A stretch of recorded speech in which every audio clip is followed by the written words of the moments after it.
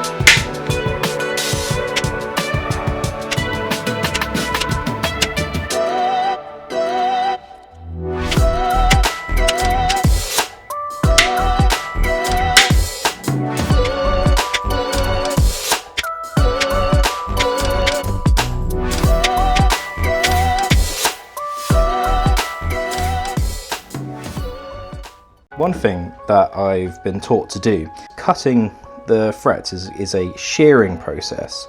You don't exactly, I don't know if you can see it, you don't exactly get a perfect cut in that the tang stays perfectly flat. You can see it bends a little. And as you go to put these into your fret slots, this can cause a bit of an issue and it snags on the edge. So you want to get a fret end file and use the smooth rounded side. Just want to kind of file off that little bit.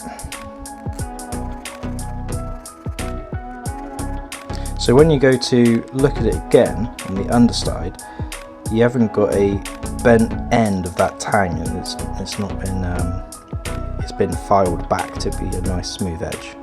So that tip was from Jeremy of Garland Guitars. Thank you, Jeremy. So what I'm going to do now is start pressing in the frets using this StewMac fret press, to using a brass 12-inch rad fret cowl.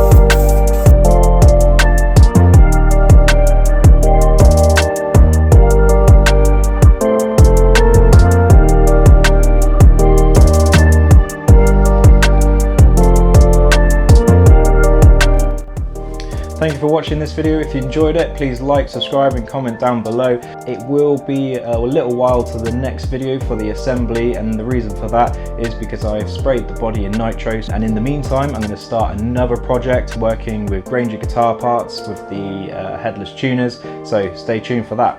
Bye!